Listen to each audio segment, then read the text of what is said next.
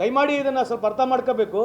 ಕೇಂದ್ರ ಸರ್ಕಾರ ಏನು ಕಂಪ್ನಿಗಳಿದ್ದಾವೆ, ಕೇಂದ್ರ ಸರ್ಕಾರದ ಕಂಪ್ನಿಗಳು ಜಾಸ್ತಿ ದುಡ್ಡಿದ್ರೆ ಅದು ಯಾವಾಗಲೂ ನಮಗೆ ಕ್ವಶನ್ ಕೊಡುತ್ತೆ, ಅದರಿಂದ ಜನಕ್ಕೆ ಸಬ್ಸಿಡಿ ಕೊಡ್ಬೋದು. ಈಗ ಸಬ್ಸಿಡಿ ಯಾಕೆ ಕೊಡೋಕ್ಕಾಗ್ತಲ್ಲ ಅಂತಂದರೆ ಕೇಂದ್ರ ಸರ್ಕಾರ ಕಂಪ್ನಿಗಳೆಲ್ಲ ಮಾರಿಬಿಟ್ಟಿದ್ದಾರೆ. ಬಿಜೆಪಿ ರಾಜ್ಯಗಳ ಸಂಖ್ಯೆ ಜಾಸ್ತಿ ಇದೆ, ಬಹಳಷ್ಟು ಸಂಖ್ಯೆಯಲ್ಲಿ ಬಿಜೆಪಿ ಇದೆ. ಹೀಗಿದ್ರೂ ಕೂಡ ಯಾಕೆ GST ಪಾಲಿಸಿಯಲ್ಲಿ ಬದಲಾವಣೆ ತರೋದಕ್ಕೆ ಕೇಂದ್ರದ ಮೇಲೆ ಒತ್ತಡ ಹಾಕಬೇಕು? ಯಾರು ಮಾತಾಡ್ತಾರೆ ರೀ? ವಿಶ್ವಗುರು ಹತ್ರ ಯಾರು ಮಾತಾಡೋಕ್ಕೆ ಸಾಧ್ಯತೆ ಇದೆ? ವಿಶ್ವಗುರು ಯಾರನ್ನ ಮಾತಾಡ್ಬೋದಾ? ಅದ ಅಲ್ರಿ, ಅದು ಹೇಳ್ತಿರೋದು ಕೇಳ್ರಿ, ಒಂದು ನಿಮಿಷ ಕೇಳ್ರಿ. ಪಾಲಿಸಿಗಳು ಬಂದಾಗ ಸ್ಟೇಟ್ ಕೂಡ ಮಾತಾಡ್ಬೋದು ಅಲ್ವಾ? ಒಂದು ಪಾರ್ಲಿಮೆಂಟ್ನಲ್ಲಿ ಮಾತಾಡೋದು ಬೇರೆ. ಪಾರ್ಲಿಮೆಂಟ್ನಲ್ಲಿ ಏನು ಅವಕಾಶ ಕೊಡ್ತಾರೇನ್ರಿ? ಪಾರ್ಲಿಮೆಂಟ್ನಲ್ಲಿ ಎಲ್ಲ ಅವಕಾಶ ಇದೆ ಮಾತಾಡೋಕ್ಕೆ, ಚರ್ಚೆ ಇದೆಯಾ? ಅವ್ರು ಬಂದ ತಕ್ಷಣ ಎಲ್ಲ ಟಾಟಾ ಟಾಟಾ ಟಾಟಾ ಟಾಟಾ ಟಾಟಾ ಹೊಡೆಯೋದು, ಕೂಗೋದು, ತುಂಬೈಟೋ ತುಂಬೈಟೋ ತುಂಬೈಟೋ ಅಂತ ಹೇಳೋದು, ಕಳಿಸೋದು. ಅಲ್ಲ, ಮಾಡಲಿ ಬಿಡ್ರಿ ರೀ.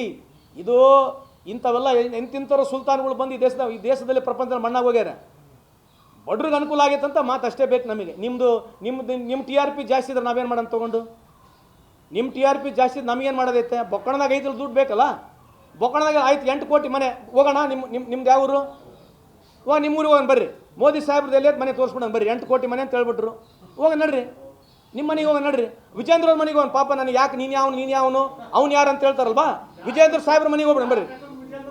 ಅಲ್ರಿ, ಯಾಕಂದ್ರೆ ನಮಗೆ ಹರ್ಟ್ ಆಗಿದೆ. ಪದೇ ಪದೇ ಸಿಂಗ್ಲರ್ ಆಗಿ ಮಾತಾಡ್ತಾನೆ, ಅವ್ನು ಇವನು ಯಾರು ಅಂತ ಹೇಳಿ. ಆಯ್ತಪ್ಪ, ನಾನು ಕೇಳ್ತಕ್ಕಂಥದ್ದು ಏನು ಕೇಳಿದ್ದೀನಿ? What I am asking you? I am asking out programmes. So ನೀನು ಹೇಳು, ನಿಮ್ಮ ಕ್ಷೇತ್ರದಲ್ಲಿ, ನಿಮ್ಮ ಶಿವಮೊಗ್ಗ ಮತಕ್ಷೇತ್ರದಲ್ಲಿ ಎಷ್ಟು ಮನೆಗಳಾಗ್ಯಾವ ಚರ್ಚೆ ಮಾಡೋಣ ಬರ್ರಿ, ತ್ವರ ಕೇಳ್ರಿ. ಸುಮ್ಮನೆ 8 ಕೋಟಿ ಮನೆ 10 ಕೋಟಿ ಮನೆ ಹೇಳೋದು ಏನು ಬೇಕಿದೈತೆ ಅದನ್ನೇ ಜನಕ್ಕೆ ಹೇಳೋದು. ಏನು ಹೇಳಿದ್ರೆ ಅದೇ ಹೇಳ್ತದೆ. ಕೇಂದ್ರ ಸರ್ಕಾರದಿಂದ ಅವ್ರು ಅಚೀವ್ಮೆಂಟ್ ಆಗಿರೋದು ಹೇಳ್ತಿರೋದು ಅವರು. ನಾವು ಪ್ರೊಜೆಕ್ಷನ್ ಬೇರೆ. ನಾವು 2013-18 ಇಸ್ವಿನಲ್ಲಿ ನಾವು 13,50,000 ಮನೆ ಕಟ್ಟಿದ್ದೇವೆ. ಡಾಟಾ ಇದೆ, ಪ್ರೂವನ್ ಡಾಟಾ ಇದೆ, ಬೆನಿಫಿಷರಿ ಲಿಸ್ಟ್ ಕೂಡ ಇದೆ. ಇವ್ರದ್ದು 8 ಕೋಟಿ ಮನೆ ಕಟ್ಟಾಗಿದೆ ಅಂತ ಹೇಳ್ತಾ ಇದಾರಲ್ಲ, ಅವ್ರು ಶಿವಮೊಗ್ಗ ಡಿಸ್ಟಿಕ್ದು ಬೆನಿಫಿಷರಿ ಲಿಸ್ಟ್ ಕೂಡ ಕೇಳ್ರಿ. ಕೇಂದ್ರ ಸರ್ಕಾರ ರಾಜ್ಯ ಸರ್ಕಾರ ಎರಡೂ ಸೇರಿ ಕಟ್ಬೇಕು ತಾನೆ. ಕೇಂದ್ರ ಸರ್ಕಾರ ಕಾಂಟ್ರಿಬ್ಯೂಷನ್ ಬಂದಿರ್ತಕ್ಕಂಥ ಎಲ್ಲಿದೆ ತೋರಿಸ್ರೆ ಕೇಳ್ರಿ. 8 ಕೋಟಿದು ಇವರೆಲ್ಲ ಮಾತಾಡ್ತಾರೇನ್ರಿ ಪಾರ್ಲಿಮೆಂಟ್ನಲ್ಲಿ? ಎಲ್ಲನೋ ಯಾವ್ದನ್ನೊಬ್ಬ BJPಯ ಪಾರ್ಲಿಮೆಂಟ್ ಮೆಂಬರ್ ಕಳೆದ 10 ವರ್ಷ ಎಲ್ಲ ಮಾತಾಡಿದೆಯಾ? ಎದ್ದ ತಕ್ಷಣ ಇಂದ್ರ ಚಂದ್ರ ಸೂರ್ಯ ಚಪ್ಪಾಳೆ ಹೊಡೆದು ಕುಂದಿರೋದು. ಕರ್ನಾಟಕ ವಿಚಾರದಲ್ಲಿ ಯಾಕೆ ಸರ್ ಈ ಥರ? ಅದೇ ರೀ, ಡೆವಲ್ಯೂಷನ್ ಬಗ್ಗೆನೇ ಮಾತಾಡಿಲ್ಲ. ಈಗ ಗುಜರಾತಿಗೆ 50,000 ಕೋಟಿ ಹೋಗಿದೆ, ಇವ್ರು 1 ರೂಪಾಯಿನೂ ಜಾಸ್ತಿ ಕೇಳಲ್ಲ. ಯಾರನ್ನ BJPಯ ಪಾರ್ಲಿಮೆಂಟ್ ಮೆಂಬರ್ಗಳು ಕೇಂದ್ರದಲ್ಲಿ ಪಾರ್ಲಿಮೆಂಟಲ್ಲಿ ಏನೋ ಒಂದು ಸ್ಪೆಷಲ್ ಗ್ರ್ಯಾಂಟ್ ಕೇಳಿರ್ತಕ್ಕಂಥದ್ದಲ್ಲಿ ಇದೇನ್ರಿ?